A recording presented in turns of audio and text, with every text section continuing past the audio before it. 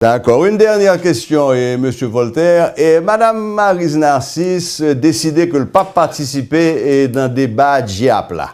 Et apparemment, il n'a pas participé dans un débat et Chambre de commerce là non plus.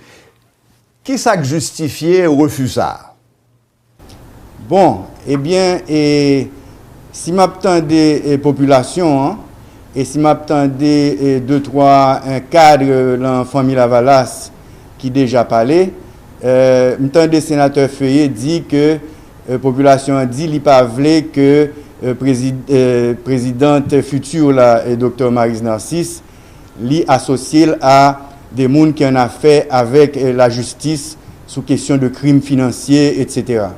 Mais en même temps tout, il a participé dans des débats déjà, et c'est même élection qui a continué. Et puis tout à l'heure, l'adresse à la nation, il a posé la même question, et il a répondu avec un peu d'humour, quand il dit que débat qu'a fait là, son débat pour qui est-ce qui peut participer dans le deuxième tour avec Maryse Narcisse, mais il croit que pas bien deuxième tour. Ah, très bien. Eh bien, Monsieur Voltaire, merci infiniment de ce que vous avez accordé quelques minutes.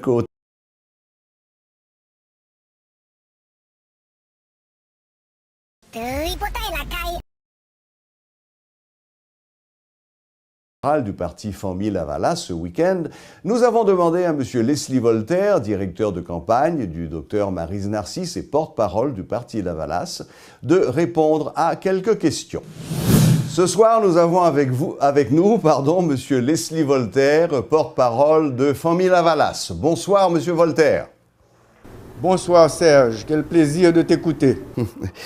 Monsieur Voltaire, en quoi les événements de ce week-end au Gonaïves et au Cap ont-ils affecté votre stratégie de campagne?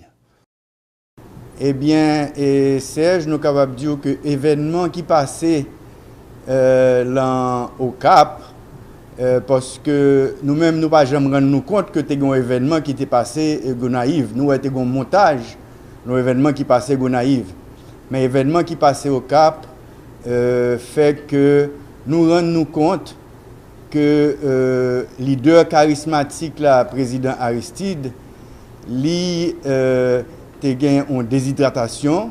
Et puis le lendemain, il revive 90, parce que si on a des messages, l'Inch, la Mirbalais, l'Enfort Liberté, nous retrouvons dynamisme, enthousiasme de président Aristide. Donc, nous entrons dans l'autre phase de campagne, côté que c'est mobilisation et qui pral mener nous vendredi, samedi et dimanche, l'on tourné dans le sud, caravane dignité qui a continué et dans le sud. Donc, même stratégie de caravane dignité, mais avec un langage beaucoup plus fort de candidate là, Maryse Narcisse et de leader historique mouvement Lavalas là, Jean-Bertrand Aristide. Donc ça veut dire que le président Aristide pourra continuer à accompagner Maryse Narcisse dans la campagne? Effectivement, et nous voyons que c'est qu'un coup, on nouvelle liberté que le président a gagné et on nouveau reprise de un langage que nous pas attendions depuis 90. À propos du président Aristide, et pas de jamais aucun bulletin de santé officiel après petit malaise il a gagné. Et qui j'aime monsieur Yekounye là? Est-ce que il est en forme et qui ça t'est passé finalement? Bon, et président depuis 7 ans, il était resté la Kaili et il fait une tournée mémorable l'an jour qui était 16 et 17 l'an fait 12 heures de temps de voyage, il marchait à pied dans le soleil, il dit que il pas boire de l'eau, son mauvaise habitude que il gagne et il vient une déshydratation qui fait que il est évanoui.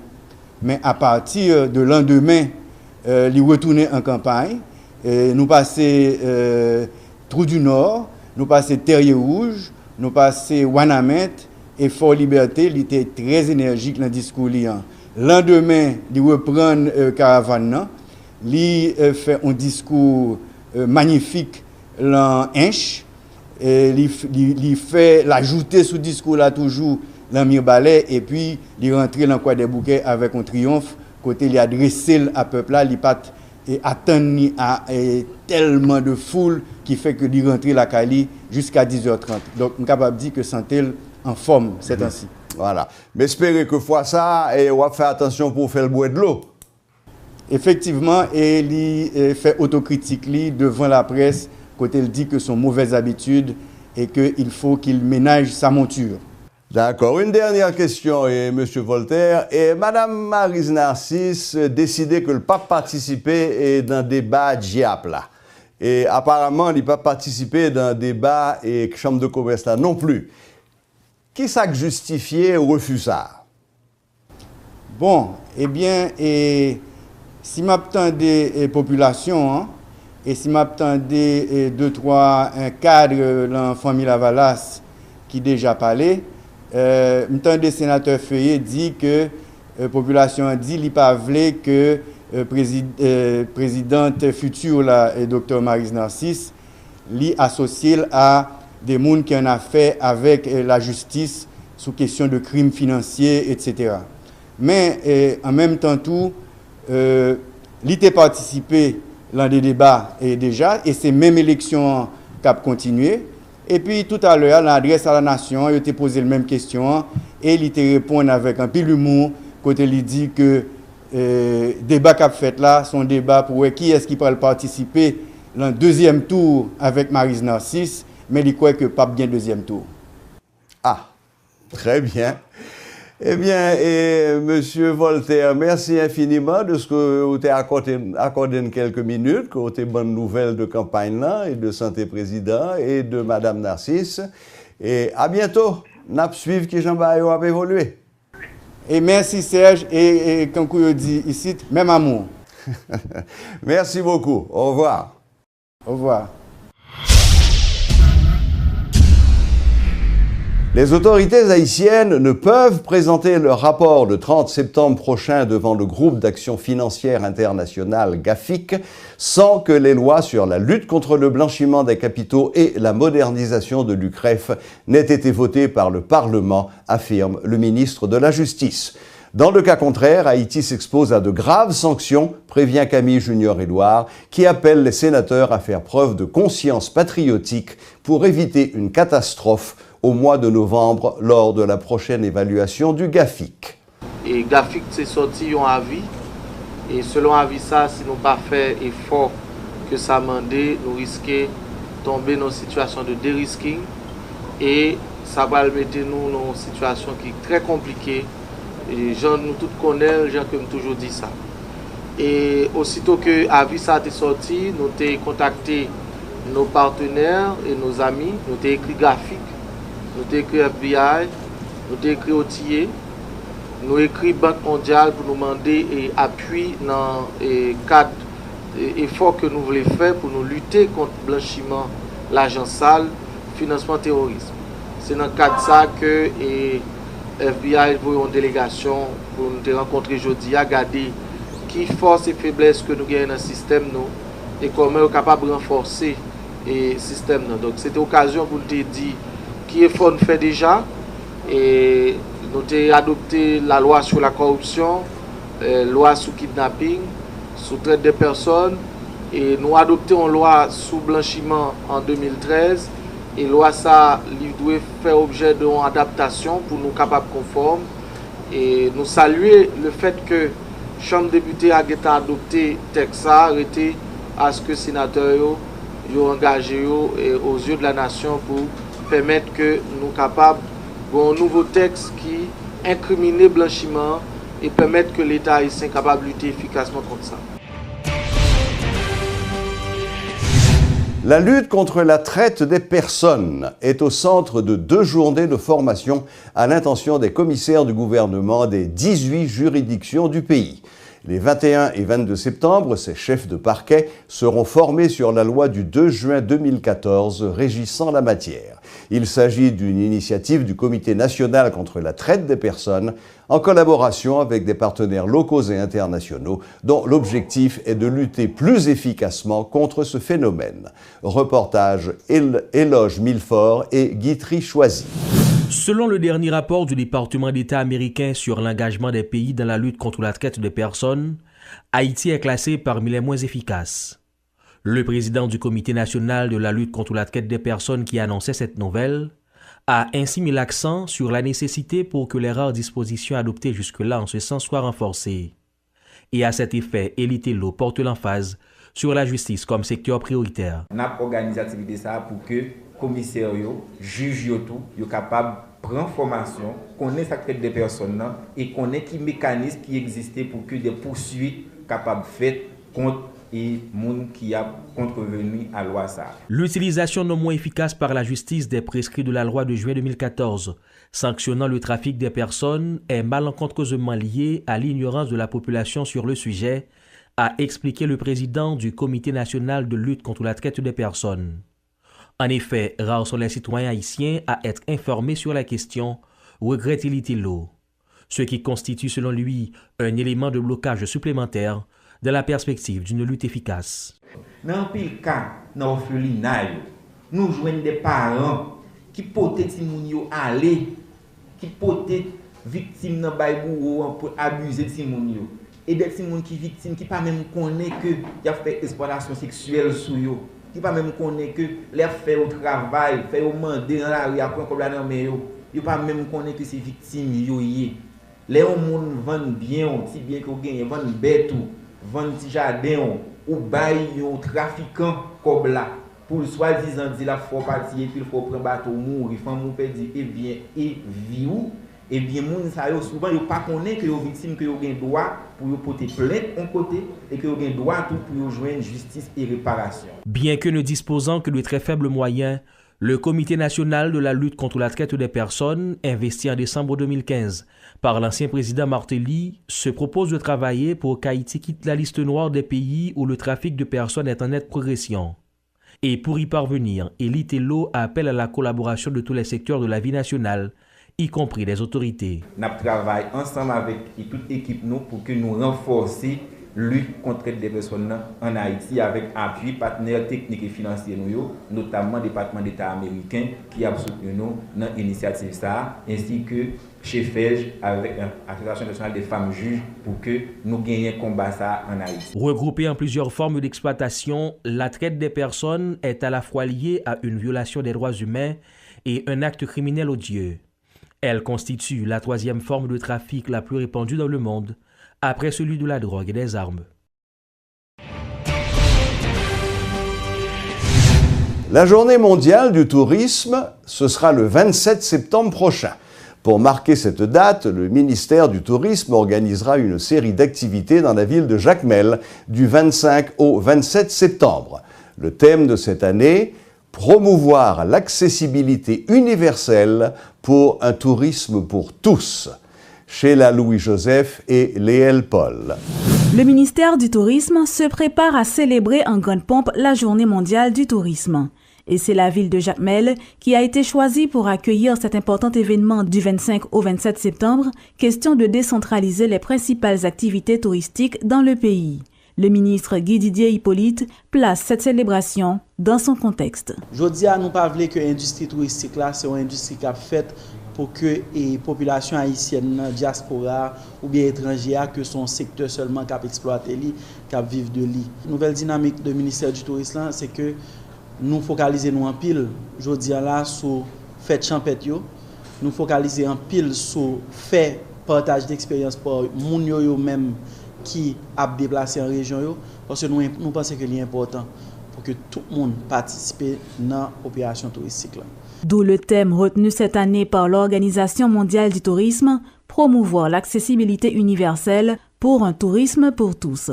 Une matière qui tombe à point nommé si l'on en croit la directrice générale du ministère, Maryse Noël. Notre objectif est d'assurer un tourisme accessible à tous en mettant en place les conditions qui qui permettent de répondre aux besoins de tous, qu'ils soient en voyage ou chez lui. L'édition 2016 de la célébration de la Journée mondiale du tourisme se veut une occasion pour le ministère de se mettre au travail en vue d'atteindre son objectif. Une série d'activités est donc prévue durant 3 jours, rien que pour conquérir le cœur des touristes. Année ça, nous bien contents que nous avons réalisé l'activité ça Jacques Mel. Donc l'activité a commencé dans dimanche, cap 25 septembre, nous avons fait les supports touristiques là. Côté nous avons commencé avec un show de tambour à 18h. Ensuite après nous avons enchaîné avec Lionel de Grand Lac qui va chanter pour nous. Nous avons gagné une troupe explosion qui va danser. Ensuite les propos de bienvenue de Jean-Élie Gilles, l'historien de Jacques Mel. Rappelons que la Journée mondiale du tourisme a été instituée le 27 septembre 1980, 10 ans après l'adoption des statuts de l'Organisation mondiale du tourisme. La Brasserie nationale d'Haïti, Brana, renouvelle son engagement à continuer à fournir des boissons de bonne qualité à la population haïtienne. Lors d'une visite guidée à la Brasserie nationale ce mardi, les responsables de cette institution ont annoncé que la Brana envisageait d'augmenter sa production progressivement afin qu'il n'y ait plus de pénurie de ces divers produits sur le marché. Au cours de cette visite, la Brasserie nationale d'Haïti a permis aux journalistes de découvrir les différents travaux que réalise l'institution avant qu'un consommateur ait un produit de la Brasserie nationale d'Haïti en main. La centrale électrique, le moulin, la salle de brassage, la salle d'embouteillage, ce sont les différents endroits que les journalistes ont pu visiter lors de cet événement. Pour arriver à préparer ce mou, il faut passer par 6 étapes. La première étape, c'est le moulin. La deuxième étape, c'est le brassage. C'est ici qu'on fait le mélange. La quatrième étape, c'est l'ébullition. C'est-à-dire qu'on doit bouillir le mou pour ajouter les additifs. La cinquième étape, c'est la sédimentation ou le repos. C'est-à-dire le jus bouilli doit être reposé. La sixième étape, c'est le refroidissement du mou. Et pourtant, malgré le bon fonctionnement de l'usine, le directeur de marketing de la Brasserie nationale reconnaît que des problèmes ont été rencontrés sur le marché local pour se procurer les produits Brana au cours de cette année. Nous avons 4 principes ici que nous avons chaque jour et c'est à partir du principe que tout ça nous fait, nous développer. Nous disons que nous mettons qualité en premier et nous disons soif nous avons pour produire nous. Donc nous voulons que produire nous beaucoup plus qu'une boisson, mais son marque. Ce plaisir la vie, c'est leur déboucher une bouteille avec nos amis, avec nos camarades, c'est un moment de joie, c'est un moment de partage. Et nous avons respect pour le monde à la terre. Quand nous disons respect pour le monde à la terre, c'est respect pour tout employé que nous avons là et pour tout Haïtien dans le pays. La Brana a pourtant augmenté sa production de 23% en 2016 par rapport à l'année précédente, soit environ 1,2 million de bouteilles produites par jour, a indiqué le directeur de marketing. L'année dernière, nous avons une croissance de à peu près 18% par rapport à l'année 2014. Et jusqu'à présent, nous avons vécu et fait promotion. Mais par rapport à l'année dernière, nous avons déjà une croissance de 23%. Donc, en même temps que gain raté, en même temps que nous vendons plus à ça que nous vendons l'année dernière à date. Notons que la Brasserie nationale d'Haïti utilise une machine appelée Mage Filter qui permet de filtrer le petit mil local. En effet, le petit mil haïtien est utilisé pour faire la bière Kinam et le Malta H. Depuis la Brasserie nationale d'Haïti, Julie Archil et Gaston Delpech pour Télémétropole. Voilà, c'est tout pour aujourd'hui. Merci de votre fidélité et à la prochaine, même heure, même chaîne.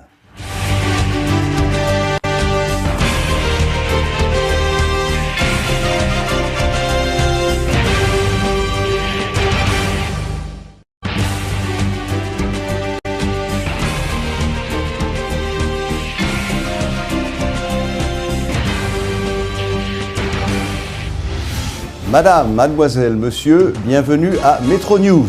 Voici les principaux titres qui seront développés ce soir.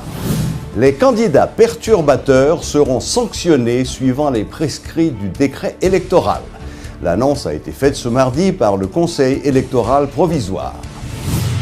Tous les candidats engagés dans la course électorale doivent signer un pacte de gouvernabilité afin de sortir le pays de l'incertitude, selon Clarence Renoy du parti UNIR.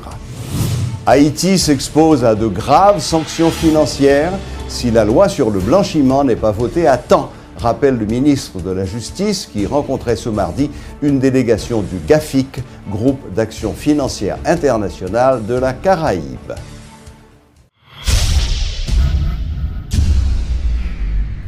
Le Conseil électoral se dit prêt à sanctionner tout candidat qui violerait les dispositions du décret électoral, notamment celle de l'article 119. Le directeur de communication du CEP, qui a rencontré la presse ce mardi, explique que pour l'instant, aucune correspondance officielle n'a été adressée aux conseillers par des candidats qui auraient été victimes d'agressions ou de perturbations de la part d'un autre candidat. Par ailleurs, Richard Dumel estime que globalement, la campagne électorale se déroule bien jusque-là, malgré les incidents survenus dans le Nord le week-end dernier.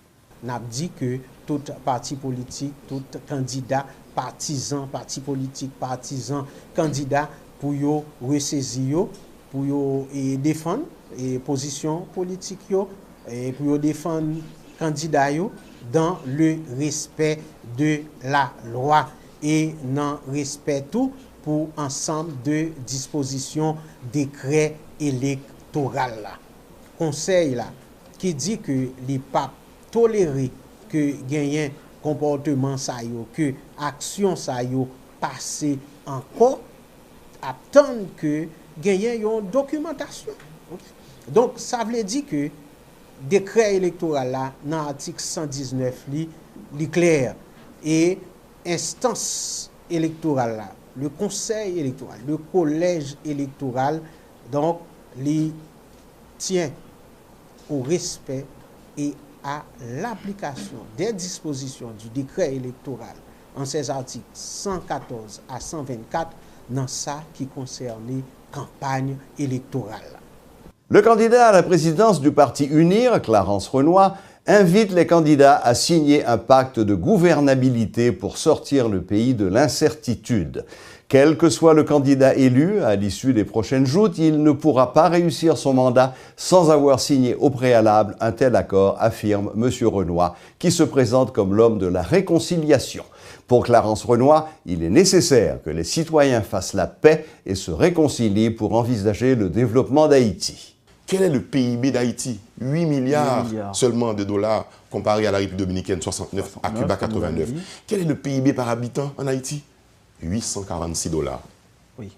846 dollars. Pourquoi? Parce que nous avons 60% de cette population qui vit avec moins de 2 dollars par jour. Seuil de la pauvreté. Et en dessous, plus bas encore, il y a 2 millions d'Haïtiens qui vivent avec 1 dollar par jour. Mais de quoi nous parlons-nous? De quel pays parlons-nous? Aucun candidat à la présidence, ne serait-ce que Clarence Renoy qui vous parle aujourd'hui, même s'il était élu, ne va seul pouvoir résoudre les problèmes de ce pays. Il nous faut nous mettre ensemble pour le faire. Il faut que les gens qui sont dans cette course électorale acceptent après qu'il y ait un pacte de gouvernabilité et de gouvernance qui soit signé dans ce pays et qui dit « nous faisons la paix entre nous.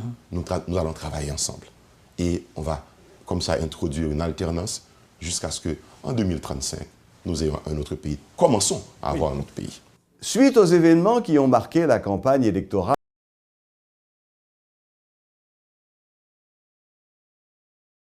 Ripotai la caille.